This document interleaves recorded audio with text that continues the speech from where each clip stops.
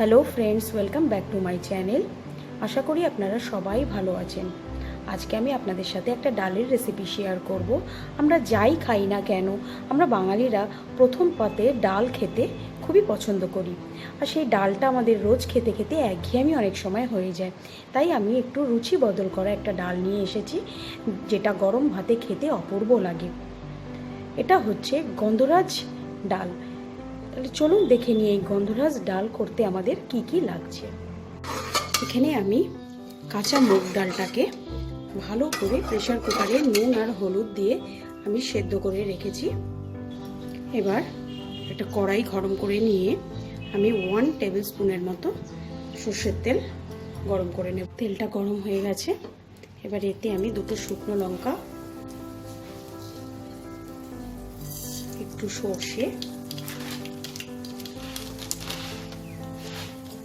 আর অল্প একটু মেথি ফোড়ন দেব।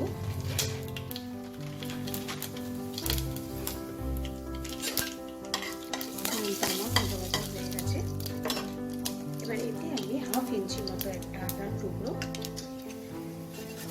গ্রেট করে দেব।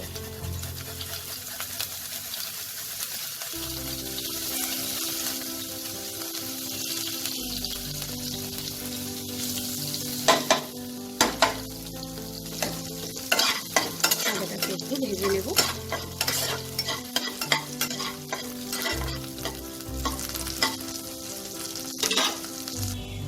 এবার আমি এতে সেদ্ধ করে রাখা মুগ ডালটা দিয়ে দেবো। অল্প একটু জল অ্যাড করে দেবো।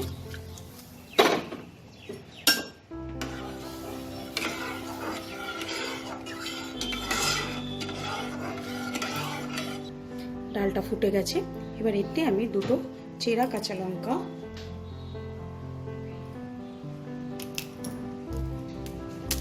আর 2টো গন্ধরাজ লেবুর পাতা ছিঁড়ে আমি দিয়ে দেবো,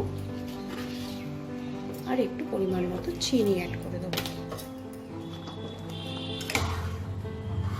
এবার এটাকে আমি 2-3 মিনিট ফুটিয়ে নিলেই আমার ডালটা একদম রেডি।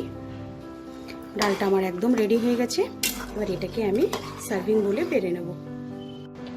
গন্ধরাজ লেবু ডাল আমি সার্ভ করে নিয়েছি। আপনাদের যদি আজকের রান্নাটা ভালো লাগে, লাইক শেয়ার করবেন আর আমার চ্যানেলটাকে অবশ্যই সাবস্ক্রাইব করবেন। আজকের মতো বিদায় জানিয়ে শেষ করছি।